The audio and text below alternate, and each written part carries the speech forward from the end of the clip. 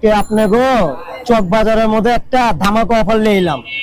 ওইটা আবার দেন 5 পিস মোমো 60 টাকা, আবার চিকেন দেওয়া।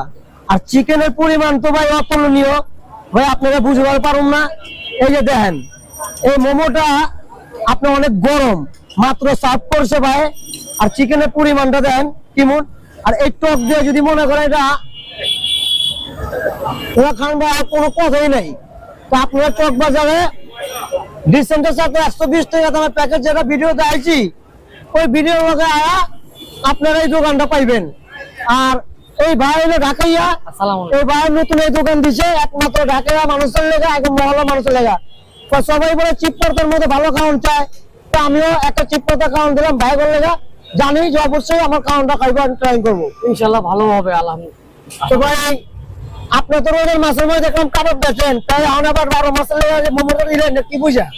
চিন্তা করলাম যে এই চক বাজারের মধ্যে সব ব্যবসায়ীরা থাকে, একটা কমের মধ্যে একটা ভালো খাবার যদি সবাই দিতে পারি রিজনেবল প্রাইসের মধ্যে, আচ্ছা ইনশাআল্লাহ খাবার যদি ভালো হয় তাহলে সবাই খাইবো। সবাই খাইবো, আচ্ছা ভালো কথা।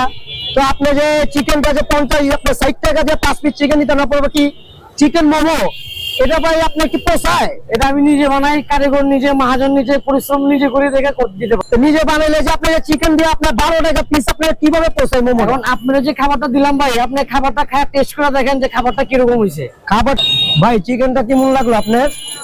মোমোটা কি ভালো? ভিতরে চিকেনের পরিমাণ কি ভালো?